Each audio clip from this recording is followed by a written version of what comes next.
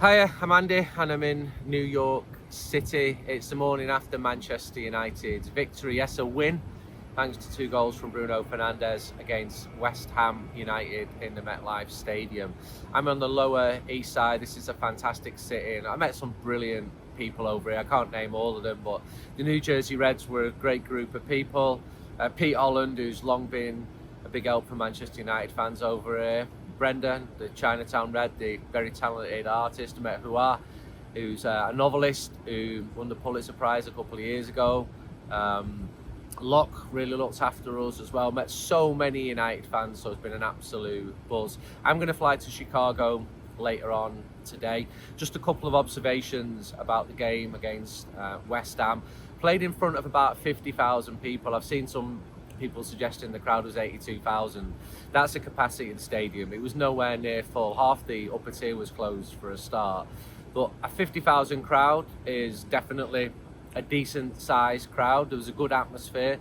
Manchester United fans heavily outnumbered West Ham fans, Everton fans. I even saw a Bournemouth fan as well. So it was 2 games played back to back. Bournemouth beat Everton, then Manchester United beat West Ham. So right from the start, Rasmus Højlund ran in on goal, looked like he hit the woodwork from where I was sat at the top of the stadium, which was closer to the moon than the pitch.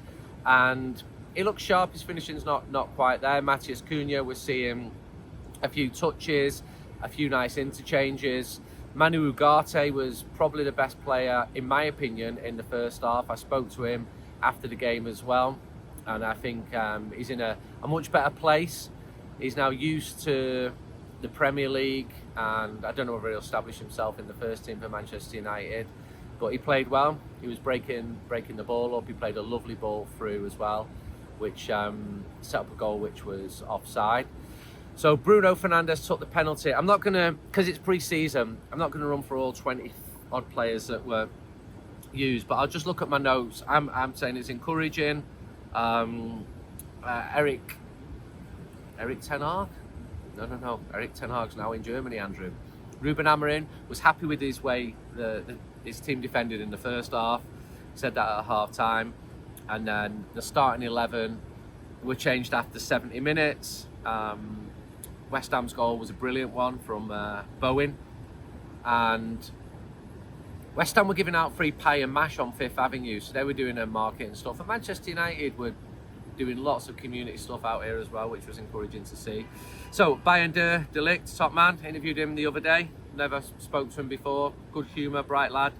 Heaven, he was pulled down by Areola after 5th minute, which led to the penalty.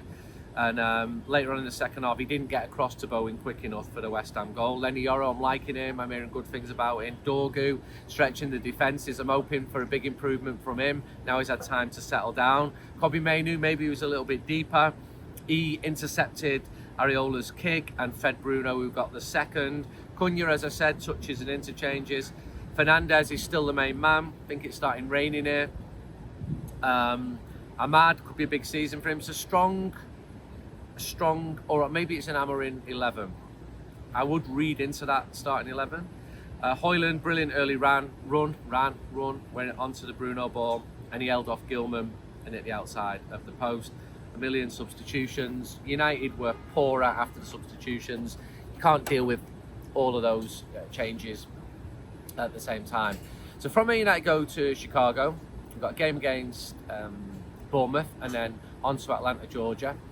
And United fans have organised things at all them. Shout out to the people who've travelled over from Manchester. I'm hearing good things about the new signings, the way they're settling in, sort of on a social level as well. I'm not going to use this phrase anymore in this video, but I'm not getting carried away with anything pre-season. I can remember coming here in 2014, United under new boss Louis van Gaal absolutely blitzed everybody, including Real Madrid, who were the European champions in front of over 100,000 in Ann Arbor, Michigan. And then went back to Manchester and lost the opening game of the season against Swansea, and then drew the next 2 games against Sunderland and Burnley, I think it was. So you can read into pre-season if everyone's at each other's throat. You know, I think David Moyes is pretty unhappy at Everton's recruitment so far, for example. I'm going to see David Moyes this week. Always got on well with David Moyes, which might surprise some people, but I just have. But Ruben Amorim obviously wants more players, but he's landed his 2 main targets, which is a good thing.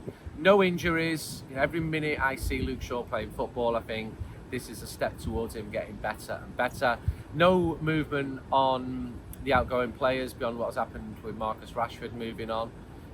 To my knowledge, I speak to lots of people from Manchester United when I get to Chicago. Got almost a full week there. Looking forward to seeing the Chicago Reds as well. Loads of people buying the United We Stand. I'll take a few copies over to Chicago and Atlanta as well. Good to see the younger players getting a chance. This is a time for them to assimilate socially with the older players, but also on the pitch as well. I saw Tyler Fredrickson doing a couple of nice moves yesterday against West Ham. As I came through JFK on Wednesday, the West Ham team were coming through, and their queue in immigration was slightly shorter than my queue, but I can't complain. It was only about half an hour, something like that. So United keep coming back here. People say, why do they always come back to the US? Why aren't they going to India or Nigeria, where the team are very popular, for example? Well, there's a few reasons. Money. When you come to the US, you get paid the top match fees. There's a sophisticated consumer market. People will pay $70, $80, $90, $100 for a ticket, more around the 70 mark against West Ham, whereas it was closer to the 200 mark against Arsenal a couple of years ago. And I met a few fans who are big United fans, they live here, but they didn't go to the West Ham game. They didn't really enjoy the Arsenal game a couple of years ago, and these are only pre-season games. But the fans I saw yesterday, they did enjoy it. We got a bus from Hoboken, I hope I pronounced that correctly, and Mulligan's Bar, top bar there, best chicken wings in New Jersey, guaranteed, down to the MetLife Stadium, and there was a good mixture of people. I love that. You've got like Mancunians who've lived over here, Irish Reds who've lived over here for 20 years, you've got people from India, I met some top people, then you've got people who were born and bred in New Jersey who just happened to fall in love with Manchester United. So I like the pre-seasons for meeting all of these types of people. I will cast a more critical eye over the performances of the players in Soldier Field and in Atlanta, and I'll try and do a video. I'm going to speak to lots of people when I get to Chicago as well, and do my writing, and I better start doing United We Stand as well. But did a big interview the other day with Matthias de Ligt for United We Stand, which was good, and quite interested in him because I know he was really engaged with Ajax's fan culture. There's quite famous footage of him raising the trophy a few years ago, and Bright Boy, as I said, so I was talking to him about the fan culture, how England compares.